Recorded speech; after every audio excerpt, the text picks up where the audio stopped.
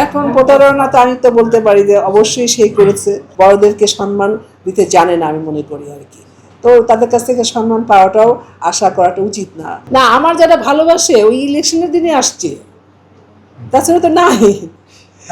তারাই ভোট দিয়েছে তো, ইলেকশনের দিনে তো আসছে, যদি ইলেকশন হচ্ছে ওদিনই এসছে তো। হ্যাঁ, তারপর তো নাই, কোথায় আছে বলেন তো দেখি, আছে? জয় চৌধুরী তো আমার সাথে কথা হয়েছে, জয় চৌধুরী আমাকে আশ্বস্ত করেছে, জয় চৌধুরী আমাকে নিয়েছে রিকোয়েস্ট করে, মানে হাতে ধরে, মানে ভাই সেজে বোন সেজে।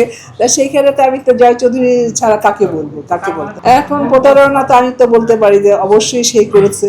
না, অবশ্যই আমার যারা ভক্ত, আমার যারা শুভাকাঙ্ক্ষী, যে আসলে আমাকে আমার সাথে খুব ধোঁকাবাজি করেছে এবার আর কি।